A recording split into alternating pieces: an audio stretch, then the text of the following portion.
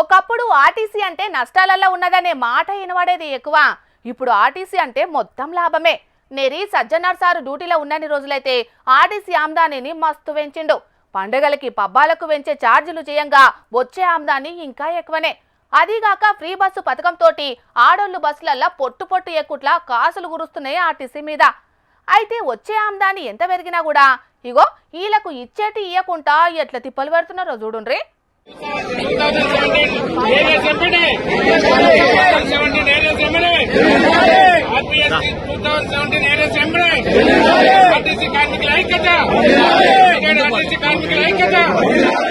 మా పుల్లగాన్ల పెండ్లి బాకి తీరవాలని ఒగలు, కడమ బతకన్నా నిమ్మలంగా బతకనీయండ్రని ఒగలు, మేం బతికుండంగానే పెండింగ్ బకాయిలు ఇయ్యాలని ఇంకొగలు. పొట్టు పొట్టు లొల్లికి దిగిండ్రు ఆర్టీసీ రిటైర్డ్ ఉద్యోగులు. సెటిల్మెంట్ బకాయిల కోసమని పట్నంలో ఉన్న బస్ భవన్ ముంగట అడ్డేసి గట్టిగా కొట్లాడిండ్రు.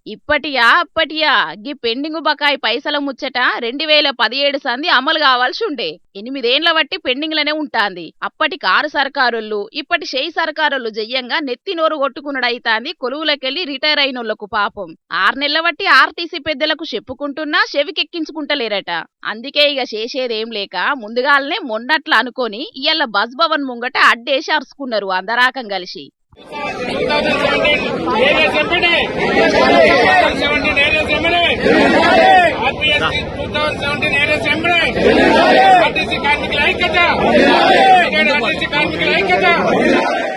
రాష్ట్రమంతటి నుంచి బగ్గనే వచ్చిండ్రు రిటైర్ అయిన ఉద్యోగులంతా. పగటాలకు షాల్ చేస్తే మా పటాల 3 కొట్టేదాకా చేసిండ్రు ఆందోళన.